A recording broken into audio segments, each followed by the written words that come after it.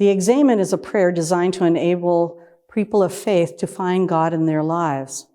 It's a type of an examination of conscience. There are 5 steps, but there's a pre-step, and that step is to take a moment to always remember that you're in the holy presence of God. The first step is to look for gratitude in your life. Remember the things that you're grateful for. What are the blessings that you've experienced in your day? The second step is to ask for the grace to hear the voice of conscience, how to hear the voice of God. Sometimes that means that we have to look at things that are uncomfortable, that we were not optimal. So have I done anything that I turned away from the voice of God? The third step is survey.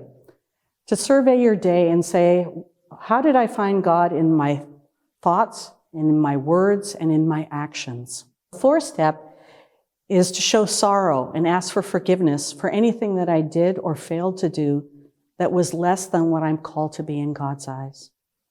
The fifth step is to resolve to be better, to ask for God's grace to enable me to be my better self.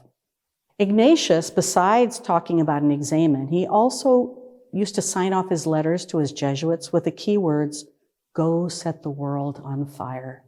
So we are utilizing the word fire as a code to remind us about how we can use the examen to look at how we've handled our meetings and the things we're looking at.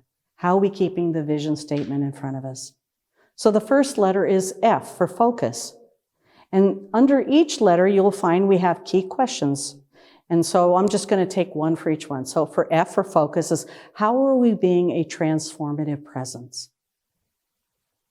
I is about include. Who else needs to be invited to our table?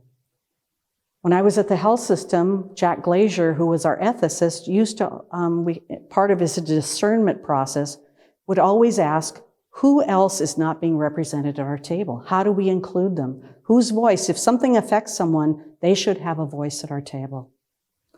R equals relate. What is our creative response to the call of fostering equity and diversity? So how are we relating? One of the things we also talk about in our vision statement is about our relationship with our earth. So again, relate, our relationship. And the Pope has said that the earth is like a person, a poor person. So again, that would be another example that we could evaluate. How are we being brother, sister to our planet Earth? How are we relating to our earth? E equals expand. What are the risks we are taking or do we need to take? One of the things that our vision statement talks about is being courageous. So, are we taking steps to be courageous? Are we taking steps to expand our tent?